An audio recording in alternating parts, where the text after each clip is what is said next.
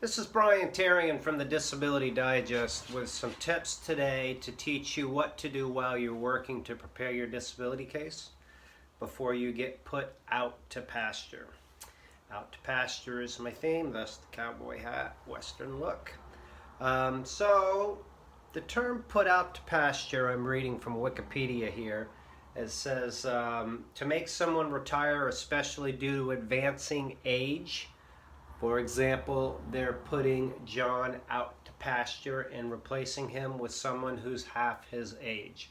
Now, I'm not saying that you're going to be put out to pasture. That's my theme. Commonly what happens is somebody sees that it's on the horizon that they're not going to be able to do their job anymore or work anymore at any job, and so they stop working.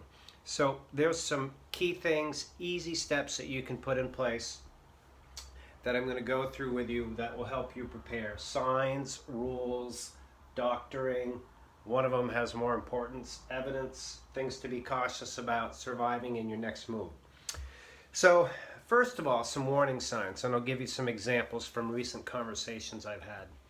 One last week with a CPA who has degenerative disc disease, is really having a difficult time sitting for a long period of time, has attempted to use an adjustable desk where he can stand, but still that standing is uncomfortable. So the combination of sitting and standing, which is necessary for him to do his work, he's struggling with. Probably last for a few more years, but he has some indications that is not going to be able to continue much longer. Another one was with somebody that was an over-the-road truck driver, doing long hauls, 1,500 miles coast to coast, and he has also a bad back from all the driving. He's been doing it for years, but has developed diabetes, probably from eating the food that is available when you're on the road hustling and trying to make time. And so the diabetes is causing some problems with his vision, is causing circulation problems, numbness in his feet, and so he's concerned that he won't be able to pass his CDL. And if you're not able to have your CDL, you won't be able to drive a large truck like that. So that's another one. A nurse has to be on her feet like 6 out of 8 hours of a shift, if it's just an 8-hour shift. And that's becoming difficult because of bad knees and bad back, and has had numerous attempts to manage weight but hasn't been successful. So if you see like there's some telltale signs, that's when you should really start preparing your disability case with the steps that I'm going to go through here. So first of all, let's go through the rules in general real shortly here. If you're under 50, you need to prove that you're not able to do any job out there in the U.S. economic system. And that could be a greeter at Walmart, a ticket taker at a movie theater, or if you can envision an assembly line where you're standing or sitting at an assembly line and 12 pencils come down in a little tray, plastic tray, with a cardboard box on the top, and your job is to pick up the pencils, put them all in, put the lid on, put them back on the assembly line, and down it goes. Even a job like that. So cases under 50 certainly are more difficult. If you're over 50 and you've had a solid work history, it's possible that the case could be crafted to prove that you're not able to do your work, and it's difficult for you because of your age and your skills to do any other work. So it's a little easier if you're over 50, but understanding the rules will be helpful, I believe, for you to understand what you're getting into. So after the rules is doctoring. And while you're working and you have insurance and the money to pay for all of this, it's really important to get everything diagnosed and everything treated, because one part of the rules I didn't cover is you have conditions that are being treated by a doctor, and those conditions have put limitations on you that do not allow you to work. So if you have the conditions but they're not being treated by a doctor, then it's really going to be difficult for you to get your case approved and get your disability checked. So go to the doctors. And the next one is evidence. And I put a big emphasis on this because this is like a court case. So when you think about it, you go into court, you need to provide evidence. And it's not just what you say, it's really what's in writing in your medical records. So this evidence part has a lot to do with doctoring.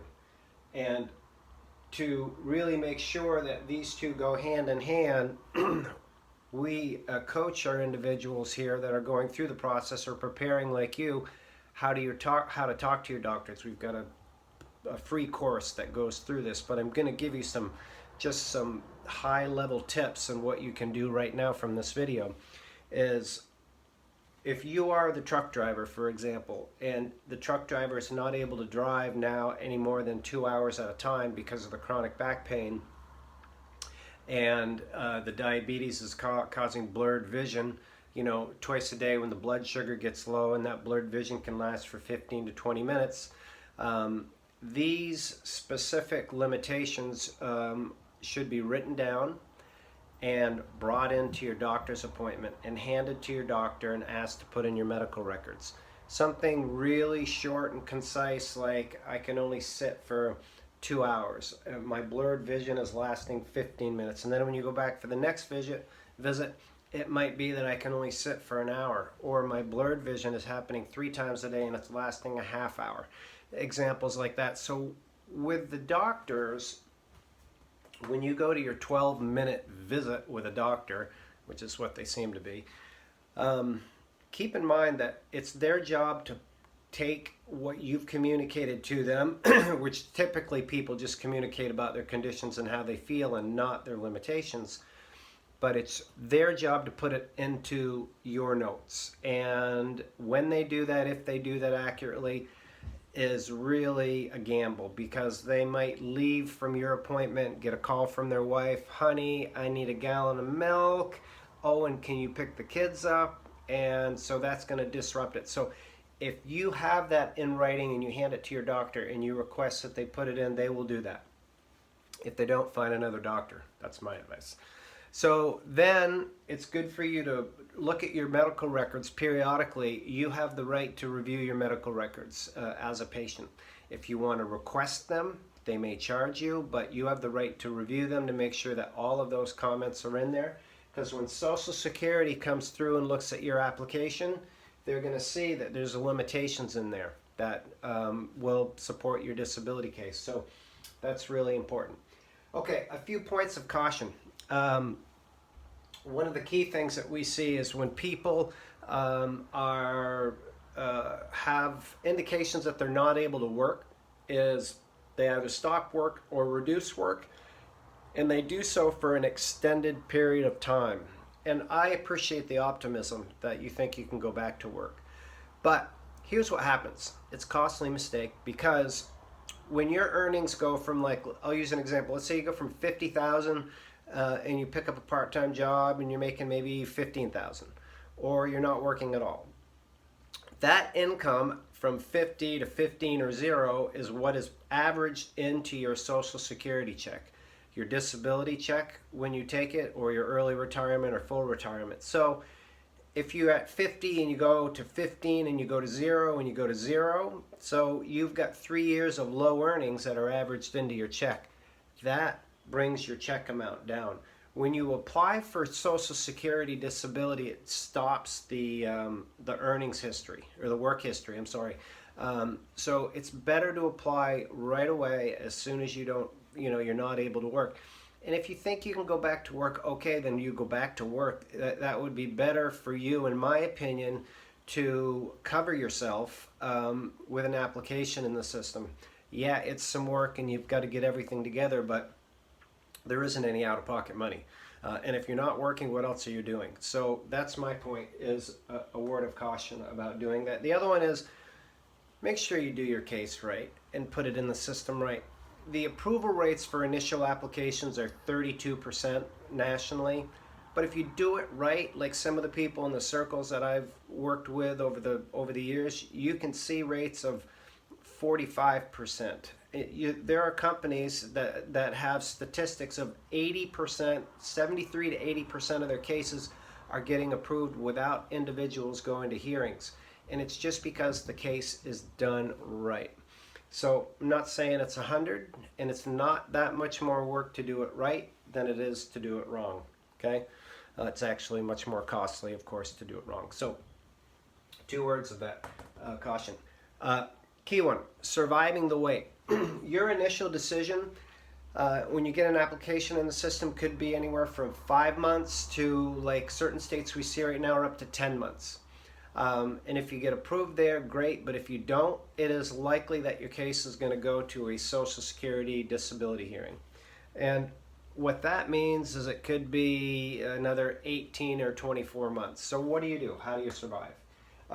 One of the key things you can do now while you're working is get a short-term or a long-term disability policy. And you're probably thinking, oh God, I got to pay money for that. Yeah, you do.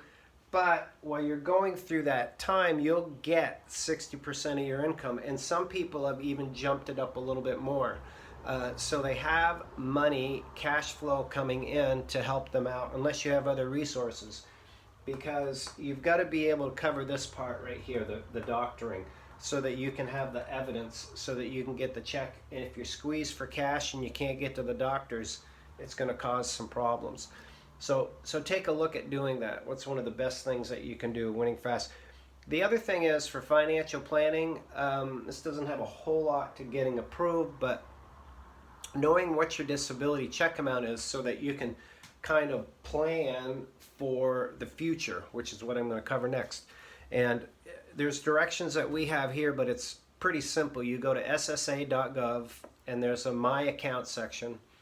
You can either log in or create an account. And when you're in there, go to the Estimated Benefits tab, and it will show you what your disability check amount would be, what your 62 early retirement would be, and your full retirement. Okay? So check that out for financial planning. Next, which is important because it's really about life, is as you're going through this phase of looking at where you're at in your career and what you're doing, I feel it's important for people to plan their next move. Much like somebody that's leaving the military and going to become a civilian, what's their next move? An athlete that retires, what's their next move? Same with disability. And I'm not suggesting that you need to go back to work. You can and supplement your income and keep your benefits. But I'm saying, what are you going to do? Because in my experience in working with individuals in this area, some do fantastic. And they still have their conditions, yes, but they're out there, they're contributing. Maybe they're working, maybe they're volunteering, maybe they picked up a hobby, but they're engaged in some type of learning process that will keep them sharp and allow them to be the best me that they can be, or you that you can be. So next, really give some thought to that, about what it is that you're going to do in your next move, in your next chapter. So those are my top 7 tips for people to prepare your Social Security disability case before you get put out to pasture, if you will.